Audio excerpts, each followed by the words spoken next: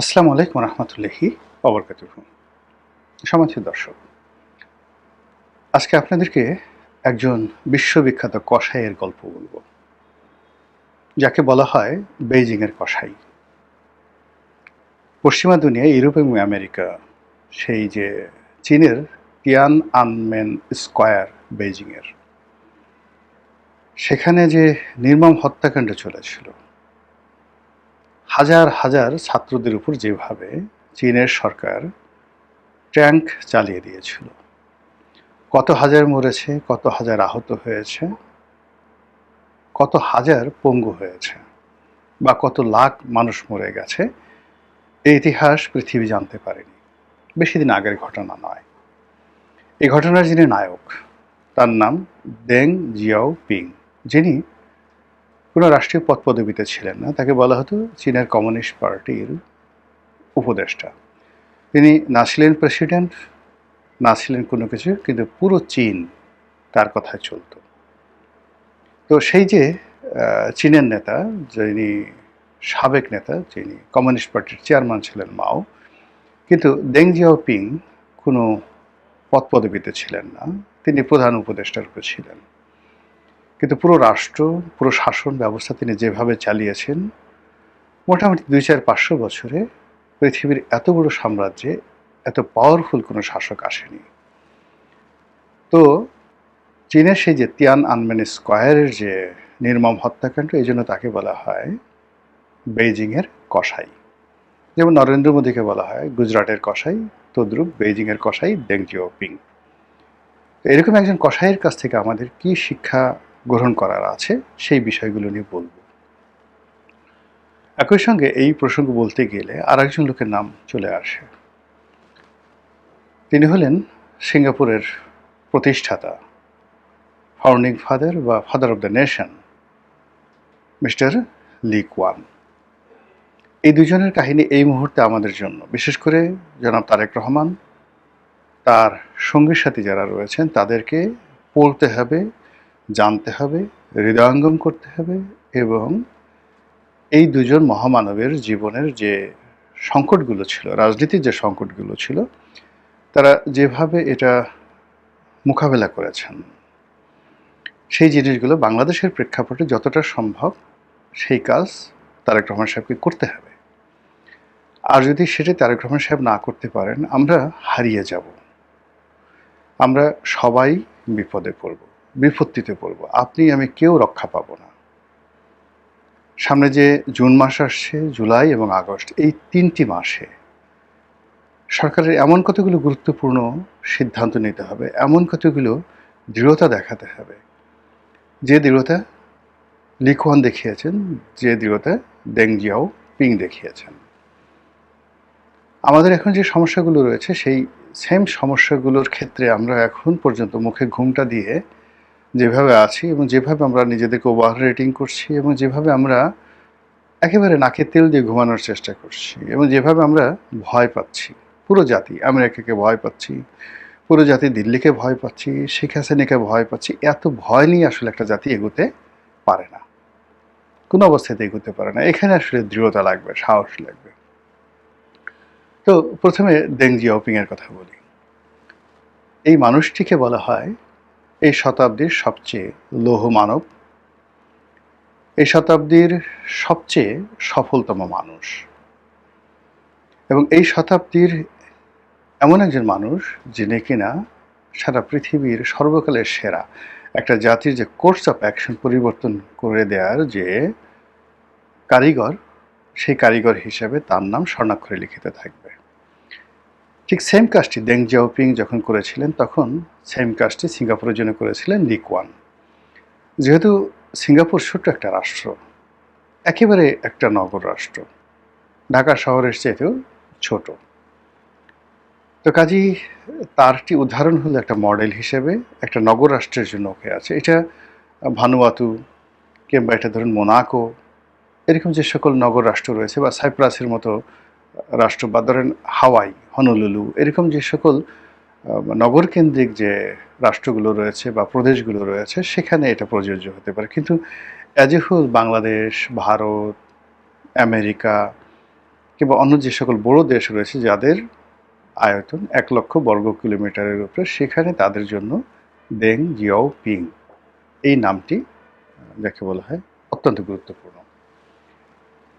তিনি চীনা কমিউনিস্ট পার্টির সদস্য ছিলেন এবং জেনারেল মাও বা চেয়ারম্যান মাও সেতুং তার খুব ঘনিষ্ঠজন ছিলেন। কিন্তু তার যে সমস্যাটা ছিল, তিনি সবসময় ভিন্ন মত পোষণ করতেন। উচ্চতা ছিল মাত্র 5 ফুট, সবসময় ভিন্ন মত পোষণ করতেন এবং বাড়াও হাতে ছাই দিতেন।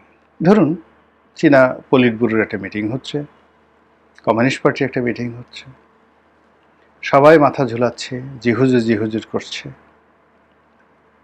হঠাৎ করে তিনি দাঁড়িয়ে গেলেন, এমন একটা কথা বললেন যে 3-4 ঘন্টা 5 ঘন্টা বা 1 সপ্তাহ ধরে যে বিষয়টা নিয়ে ডিসকাশন করে একেবারে সবাই সিদ্ধান্ত নিয়েছে যে এটাই আসলে হওয়া উচিত। ঠিক সেই সময় তিনি এমন একটা কথা বললেন, প্রস্তাব দিলেন, তার এই পুরো কমিউনিস্ট পার্টির যে প্ল্যান প্রোগ্রাম এগুলো সব উলটপালট হয়ে গেল। এত যুক্তি, ক্ষুরধার যুক্তি, এত চিন্তার যে যাকে বলা হয় ভিন্নতা এবং এত নতুনত্ব, ওটাকে অস্বীকার করার মতো সেই কমিউনিস্ট পার্টির যে গ্রেট হলের যে বিখ্যাত মিটিংগুলো হতো, কেউ সেটা অস্বীকার করতে পারত না। তো এটা বেশ কিছুদিন মানুষ উপভোগ করলো, চেয়ারম্যান মাও তিনি উপভোগ করলেন।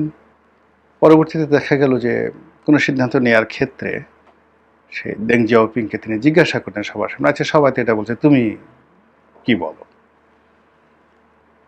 তো দেং যেটা বললেন সঙ্গে সঙ্গে দেখা গেল যে ভিন্ন মত সেইখানে প্রতিষ্ঠিত হয়ে গেল, অন্যের সকল যে পরিশ্রম মুহূর্তের মধ্যে জিরো হয়ে গেল। এখন দেং জিয়াওপিং এর ওরকম বললাম তো 5 ফিট উচ্চতা, মিলিটারি কমান্ডার নন, শুধুমাত্র বুদ্ধি। এই বুদ্ধির যন্ত্রণায়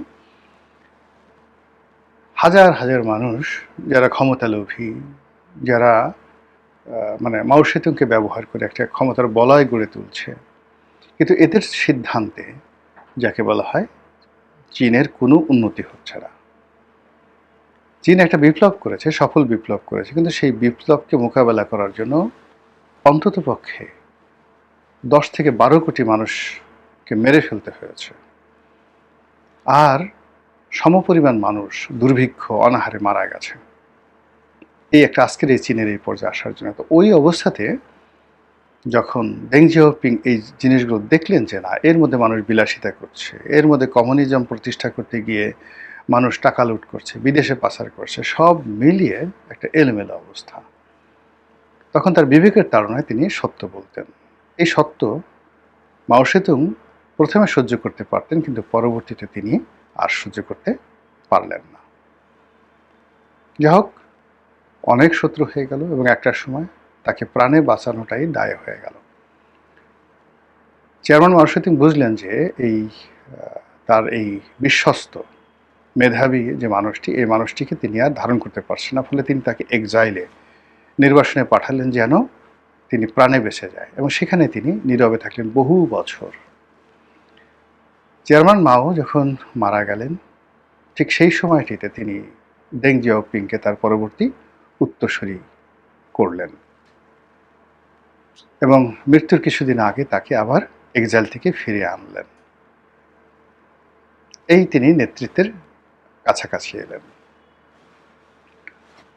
তো যাই হোক, এরপর থেকে তো ইতিহাস। তিনি যেদিন থেকে ক্ষমতায় আসলেন, তিনি প্রথমে বললেন যে আমি কোনো পদ পদবিতে থাকবো না, সবাই তোমরা ক্ষমতা ভোগ করবে, ক্ষমতা পরিচালনা করবে এবং আমার কাছে জবাবদিহি করবে, আর আমার যে সকল সিদ্ধান্ত আমি একা থাকবো, তোমাদের সমস্ত মানে যদি আমি ফর্মাল যে মিটিং এখানে যদি ব্যস্ত থাকি, তাহলে দেশ জাতি নিয়ে আমি কোনো চিন্তা করতে পারবো না।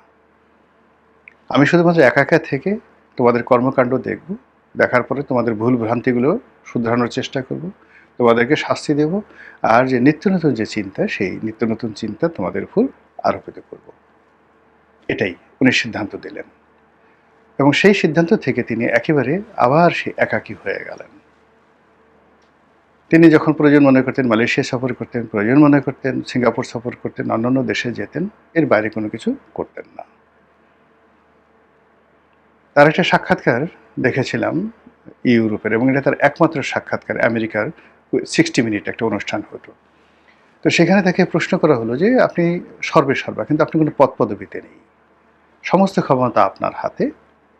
কিন্তু আপনি জনসম্মুখে আসছেন না। কারণটা কি?" তিনি বললেন যে, "আমি আসলে একক ব্যক্তিত্ব, চেয়ারম্যান মাওয়ের মতো একক ব্যক্তিত্ব হয়ে সমস্ত রেসপন্সিবিলিটি নিজের ঘাড়ে নিতে চাচ্ছি না। আমি এরকম একটা শাসন ব্যবস্থা গড়ে তুলেছি যেটাকে বলা হয় কালেকটিভ এফোর্ট। এখানে সবাই কাজ করছে এবং যারা কাজ করছে তারা ক্রেডিট নেবে, ধন্যবাদ পাবে এবং একই সঙ্গে তাদের ভুল ভ্রান্তির জন্য তারা শাস্তি হবে। তো আমি যদি সামনে চলে আসি তাহলে এই পুরো যে কালেকটিভ যে এফোর্টটি এটি এককেন্দ্রিক হয়ে যাবে। সবাই আমার উপর দায়িত্ব চাপাবে, সবাই আমার প্রশংসা করবে এবং সবাই আমাকে গালাগাল করবে। তো প্রশংসা যখন আমাকে করবে তখন আর আমি আজকের এই অবস্থা থাকবো না। প্রশংসা পেলে মানুষ কাণ্ডজ্ঞান হারিয়ে ফেলে। সে নিজেকে অনেক বড় মনে করে। আবার যখন কোনো মানুষকে নির্দয়ভাবে তাকে গালাগাল করা হয় তখন আর তার মধ্যে সেই শক্তি থাকে না, রেজিস্ট্যান্স পাওয়ার থাকে না, কাজ করার উৎসাহ থাকে না। এই জন্য আমি নিজেকে আড়াল রেখে সেই সেম কাজগুলো করি। বোঝার চেষ্টা করুন কত বড় তার যে শক্তি। দ্বিতীয়ত লি কুয়ান তার একটা সাক্ষাৎকারে বলেছেন যে, "আমি তার কাছ থেকে ২ থেকে ৩ বার তার সঙ্গে বৈঠক করেছি, সিঙ্গাপুরে করেছি এবং বেইজিংয়ে করেছি। আমার দেখা মতে সারা পৃথিবীতে যে শ্রেষ্ঠ মানুষগুলো রয়েছে তার মধ্যে ১ নম্বর হলো দেং জিয়াওপিং। তিনি শুনতেন খুব বেশি, কথা বলতেন খুব অল্প, আর যে সিদ্ধান্তগুলো দিতেন ভেবেচিন্তে সিদ্ধান্ত দিতেন এবং তার প্রতিটি সিদ্ধান্ত 100% সেটা বাস্তবায়িত হতে হতো এবং সেটা তিনি অ্যাসিওর করতেন।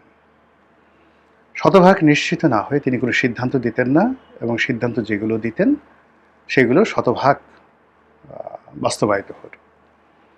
এবং কোনো রকম উপস্থিত বুদ্ধি বা যাকে বলা হয় কোনো রকম যাকে বলা হয় আবেগপ্রবণ হয়ে তিনি কথা বলতেন না, যেটা না জানতেন চুপ থাকতেন। উদাহরণ হিসেবে তিনি যেটা বললেন যে তিনি সিঙ্গাপুরে এলেন, আমার সঙ্গে দেখা করতে এলেন। তখন চীনের সঙ্গে সিঙ্গাপুরের সম্পর্ক ভালো যাচ্ছিল না। এর কারণ হলো সিঙ্গাপুর তখন আমেরিকা এবং ইউরোপকে মানে কন্টিনিউয়াস অ্যাক্সেস দিয়ে দিয়েছে সিঙ্গাপুরে আনকন্ডিশনাল ইনভেস্ট করার জন্য। তো এটা দেং পছন্দ করছিল না। তিনি বারবার বলছিলেন যে, "দেখো তুমি এই কাজ কেন করছো? আমরা তোমার নিকটতম প্রতিবেশী। আমাদের সাথে ঝগড়াঝাটি করে তুমি পারবা না। তো আমেরিকা তোমাকে রক্ষা করার জন্য এখানে আসবে না। কিন্তু চীন যদি তোমার পথে বাধা দেয় তাহলে তুমি নিজেকে রক্ষা করতে পারবে না।" এভাবে তিনি কথা বলছিলেন। আর অন্য যে নেতা তিনি দেখলেন যে এত বড়, এত বিশাল, তার সাথে কথা না বলাটাই বুদ্ধিমানের কাজ। তো তিনি সেগুলো শুধু শুনছিলেন এবং তারকে জাস্টিফাই করার চেষ্টা করছিলেন যে আসলে তার আর কি বক্তব্য আছে।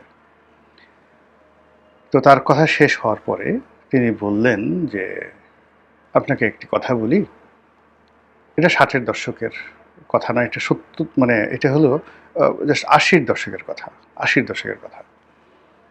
তো বললেন যে, দেখেন আপনাদের তো চীনা কমিউনিস্ট পার্টি বা কমিউনিস্ট যে একটা রুল আছে সেই রুলের একটা প্রধান বিষয়বস্তু হলো যে অন্য দেশের ইন্টারনাল ব্যাপারে আপনারা হস্তক্ষেপ করেন না। হ্যাঁ, ঠিকই আছে, তুমি যেটা বলেছো ঠিকই আছে। তো বললো যে, "তাহলে আপনার কাছে আমার প্রশ্ন যে মালয়েশিয়াতে যে কমিউনিস্ট পার্টি আছে সেই কমিউনিস্ট পার্টিকে চীন সরকার অস্ত্র দিচ্ছে, অর্থ দিচ্ছে আমার সরকারকে হটিয়ে এখানে একটা কমিউনিজম প্রতিষ্ঠা করার জন্য। এই কাজটা কেন হচ্ছে? আমি আপনার সঙ্গে কীভাবে বিশ্বস্ততার সঙ্গে আচরণ করব এবং বন্ধুত্ব করব, কীভাবে নির্ভর করব, এই জিনিসটা আপনি একটু আমাকে বলেন। Just one question." তো ওই যে দেং জিয়াওপিং তার যে লি কুয়ানের সঙ্গে যে বৈঠক হবে এর একটা প্রস্তুতি ছিল, কথাগুলো শেখানো ছিল এবং তিনি যে কথাগুলো বলতেন তো সেই কথাগুলো আলটিমেটলি একই কথা তিনি সবার সঙ্গে বলতেন, এর বাইরে যেত না, শিখিয়ে দেওয়া হতো একই কথা। তো এই একই কথার বাইরে যখন ভিন্ন একটা কথা যেটার ভিন্ন প্রশ্ন উত্তর দিতে হবে তিনি আটকে গেলেন। তখন তিনি বললেন যে, দেখো, তোমাকে আমার খুব পছন্দ হয়েছে।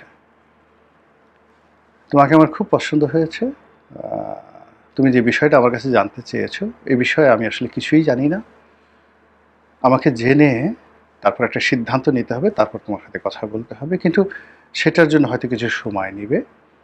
আ তুমি বেজিং আমার সঙ্গে দেখা করতে আসো। তোমার সঙ্গে আমার খুব পছন্দ হয়েছে।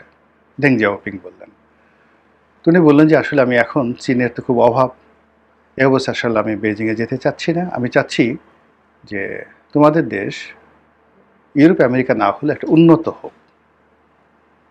তখন আমি তোমার সঙ্গে দেখা করতে যাব। তো দেং জিয়াওপিং বললেন যে, দেখো, এটা সময় নেবে। অনেক সময় নেবে, অন্ততপক্ষে ২০ বছর। সেই ২০ বছর আমি বাঁচব কিনা আমি জানি না। কিন্তু তোমাকে আমার পছন্দ, তুমি আগেই আসো। কাম অন, ফরমাল এই সমস্ত বাদ দিয়ে ব্যক্তিগত সম্পর্কটা করা যাক। বুঝার চেষ্টা করেন নেতা কাকে বলে, দ্য বুসার অফ দ্য বেইজিং। এবং এটা লি কুয়ানের বক্তব্য। তিনি এটা পাবলিক স্পেসে এই কথাগুলো স্পিচ দিতে গিয়ে এই কথাগুলো বলেছেন। তো যাই হোক, বলে ঠিক আছে, আসবো। আপনি যখন আমাকে দাওয়াত দিবেন তখন আমি আসবো। এরপরে 18 মাস চলে গেছে, মানে 1.5 বছর চলে গেছে, কোনো যোগাযোগ নেই। হঠাৎ করে দেং জিয়াওপিংয়ের পক্ষ থেকে একটা চিঠি আসলো। বলল যে, ওই 18 মাস আগে তোমার সঙ্গে আমার যে আলাপ আলোচনা হয়েছিল, আমি সেটা খোঁজ নিয়েছি। তুমি যে অভিযোগ করেছ সেটা সত্য। আর সেই বিষয়টি বন্ধ করার জন্য আমি ব্যবস্থা নিয়েছি এবং এখন মালয়েশিয়া থেকে কমিউনিস্ট পার্টির কেউ আর তোমাকে ডিস্টার্ব করবে না এবং তাদেরকে রেজিম চেঞ্জ করার জন্য কোনো অর্থ, বিত্ত কোনো কিছু দেওয়া হবে না। কাজেই এখন তোমার আমার মধ্যে একটা বন্ধুত্ব হতে পারে, সুন্দর বন্ধুত্ব হতে পারে। আমি যে তোমাকে বেইজিং ভ্রমণের দাওয়াত দিয়েছিলাম, এখন তুমি আসো নিশ্চিন্তে, নির্ভাবনায়। তোমার এবং আমার মধ্যে এখন বন্ধুত্বের পথে কোনো বাধা নেই। একবার একটু চিন্তা করেন তো, নেতা কাকে বলে?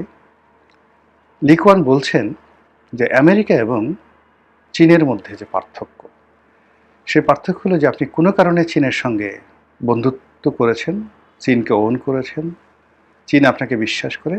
বিপদের সময় চীন আপনাকে কখনো ছেড়ে যাবে না। এমনকি যদি আপনি আহত হন, আপনাকে আজীবন চীনে নিয়ে চিকিৎসা দেবে, ভাতা দেবে এবং আপনাকে লালন পালন করবে। লি কুয়ানের বক্তব্য। কিন্তু আমেরিকা এমন একটা দেশ, যে দেশ শুধু আজকের কথা চিন্তা করে, কালকে আপনাকে ভুলে যাবে। আর এর বাস্তব প্রমাণ হিসেবে লি কুয়ান ইরানের রেজা শাহ পাহলভির কথা বলছিলেন যে, রেজা শাহ পাহলভি যে সেবা চীনকে, মানে আমেরিকাকে দিয়েছে, তারপরেও আমেরিকাতে ঢোকার তিনি অনুমতি পাননি। চিকিৎসার অভাবে তিনি মারা যাচ্ছিলেন ইটালিতে। তো এই যে একটা দুর্বিষহ অবস্থা, একটা দীর্ঘদিনের যে লোক, তাবেদার বলেন, যা কিছু বলেন, তাদের সঙ্গে এই যে আমেরিকার যে আচরণ, সেই আচরণের কারণেই আমেরিকা এখন পর্যন্ত বন্ধু তৈরি করতে পারেনি, যেটা চীন বন্ধু তো তৈরি করে ফেলেছে।